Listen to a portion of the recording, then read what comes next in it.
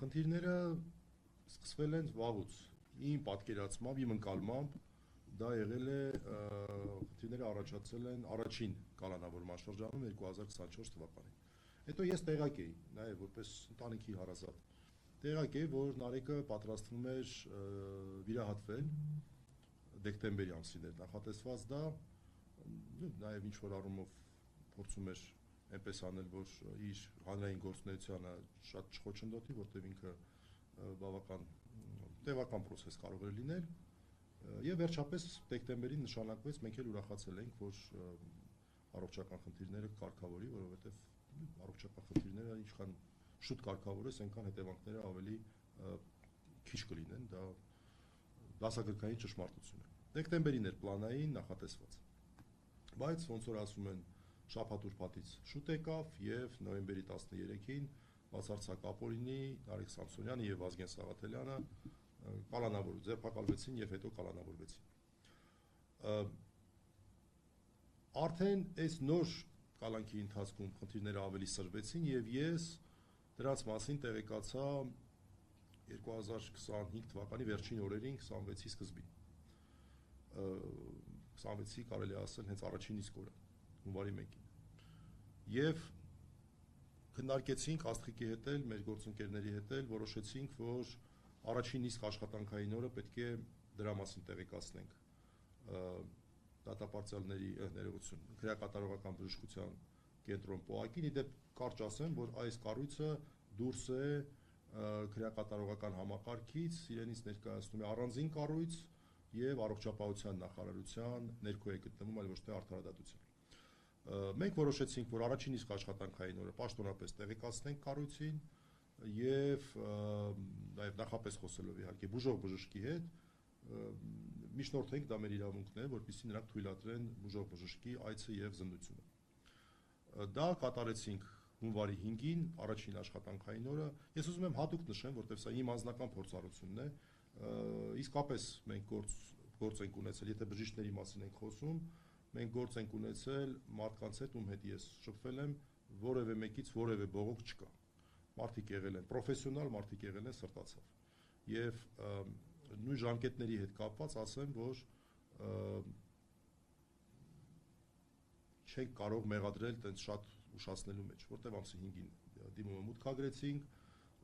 առանձին խոսեցի, նշեցին, որ լրացուցիչ փաստաթղթեր են պետք արագացնելու համար, դրանք ամսի 7-ին մուտքագրեցինք, բայց ես հատուկ ասեմ, որ ես կարծում եի, որ սրա կարիքը չէր լինի, ուղղակի այդպես հաճախ են լինում, որ փաստաբանները ինչ-որ քայլեր են անում, որի կարիքը չի լինում, որովհետև մենք նորից ասեմ, վստահ էինք, որ ամսի 9-ին Նարեկը հայտնվելու է տան առնվազն տնային կալանքի պայմաններում, դա վատագույն տարբերակներ, որ մենք քննարկում էինք, որտեղ վերակնիչը արդեն տնային կալանքի մասին խոսել էր նոյեմբերի 13-ի դրությամբ,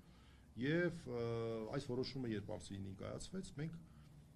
այսպես ստիպված եղանք մեր արդեն իսկ ներկայացված փաստաթղթերով սկսված գործընթացը առաջ տանել։ Ըստ կարգի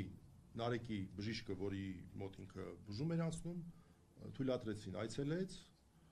նաև բժշկի գրաֆիկին համապատասխանեցնելու առումով այդտեղ մեկ օր, այդ 10 օրից մեկ օրը մեր վրա էր, որտեղ նա թույլատրությունը կար արդեն երկուշաբթի օրը։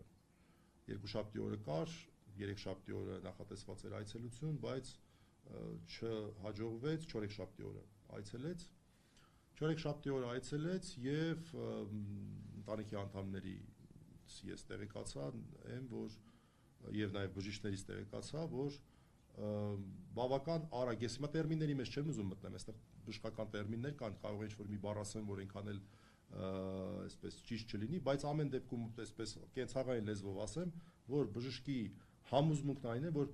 օր առաջ պետք է կատարվի այդ վիրահատությունը։ Այնտեղ տերմին կա, որը նշանակում է, որ եթե դա գրվում է, ուրեմն պետք է անմիջապես կյանքին անմիջական վտանգ է սպառնում եւ դա նշանակում է անմիջական ուրեմն ներգրավում, կյանքին անմիջական վտանգ եւ դրանից մի խազ կարող եք վերև համարել, այսպես ասենք։ Բայց հնարավորինս արագ, որովհետեւ ամեն օր այս առողջական խնդիրը ավելի է խորանում։ Ինչու՞։ Որովհետեւ հացադուլը, ես էլի բժիշկների հետ եմ խոսել, հացադուլը նպաստում է հիվանդության խորացմանը, իր հերթին հիվանդությունը նպաստում է հացադուլի ընթացքում հյուծման արագացմանը։ այս փոխադարձ այս խնդիրը կա։ Ես երեք եմ խոսել բժիշկների հետ, արդեն արմավիր քրեակատարողական հիմնարկում, դա իմ կողմից նշված պոակի առանձին ստորաբաժանում է, նորից նշեմ, որ որևէ բողոք ես չունեմ, շատ մանրամասն, շատ բոլոր իմ հարցերին պատասխանել են, նշել են, որ պետք է լրացուցիչ հետազոտություններ անցկացնեն, 3 լրացուցիչ, առնվազն 1 հետազոտություն էին անցկացնում, արել են, չէ՞։ Լրացուցիչ հետազոտություններ անցկացնեն եւ նշեցին, որ ընթացակարգով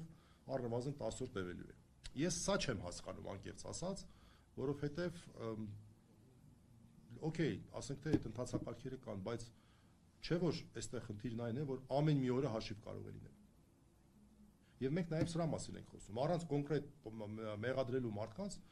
հանրային ուշադրությունն ենք հրավիրում այս հանգամանքի, որ մենք գործ ունենք քաղբանտարկյալի հետ, այս պահին միակ քաղբանտարկյալն է, որ հացադուլի մեջ է գտնվում, որը ունի լուրջ առողջական խնդիր, առողջական խնդիրը առաջացել է վաղուց, այնպես չի որ մենք հիմա ենք սրա մասին բարձրաձայնում, դրա մասին պաշտոնապես հայտնած չենք եղել, հայտնել ենք, ես արդեն նշեցի, եւ ամեն մի օրը հաշիվ է։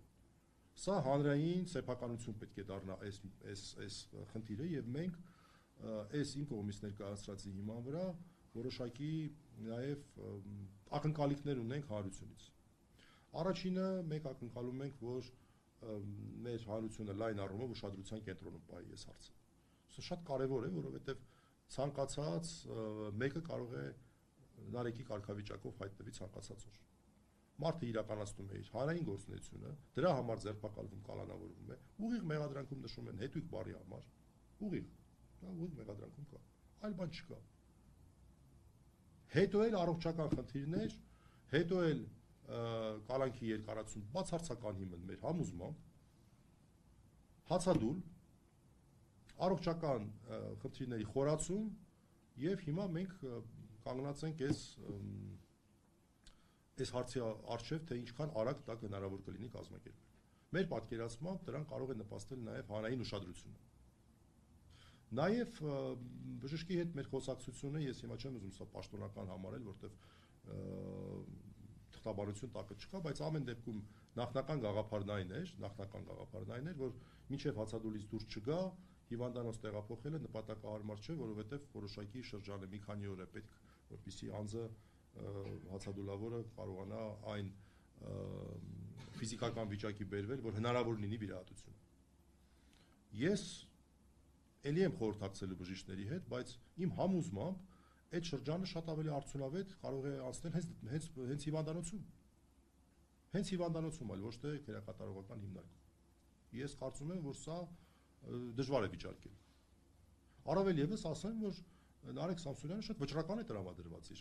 հացադուլի մասով, եւ ես հույս ունեմ, ես ուղիղ ասեմ այսպես, ես հույս ունեմ, որ եթե նա հիվանդանոցում հայտնվի, այդ ժամանակ իսկապես հնարավոր կլինի նրան համոզել, որպեսզի նա հացադուլը դադարեցնի այդ պայմաններում։ Նշեմ, որ առողջական վիճակի հետ կապված հարցերը օր-օրի սրվելու են, անխուսափելիորեն, թե հացադուլով պայմանավորված, թե իր բուն առողջական խնդրով պայմանավորված, եւ մենք հարմար գտանք հիմա դրա մասին բարձրաձայնելու։ Ես վատ բան եմ ասում, բայց ես ունեմ շատ վատ փորձ եւ այդ փորձը ինձ ողջ կյանքում հետապնդել է եւ հետապնդելու է։ Իմ կողքին քաղբանտարկյալ է մահացել Արմեն Գրիգորյանը լուսահոգի։ Եվ ես հասկանում եմ, որ առողջական խնդիրների մասին խոսելիս մեկ այն ժամանակ առողջական խնդիրների մասին մեզ ոչ մեկ տեղակ չէր պահել։ Նա ասում էր ես բժիշկ եմ, ես դա իմ խնդիրներն են։ Բայց ես հասկանում եմ, որ այստեղ ես ունեմ, այսպես ասենք, մի բան էլ ավել պարտականություն։ Եվ անկախ դրանից Նարեկի ինչպես կվերաբերվի այս հարցին, որ մենք սա բարձրաձայնում ենք եւ հանրության սեփականությունն ենք դարձնում, ես դա անում ենք հիմա եւ բնականաբար պետք է անենք։ Սա լուրջ խնդիր է։ Առաջին քաղբանտարկյալի հետ կապված, երկրորդ հացադուլավոր քաղբանտարկյալի հետ կապված, երրորդ առողջական լուրջ խնդիր ունեցող քաղբանտարկյալի հետ կապված։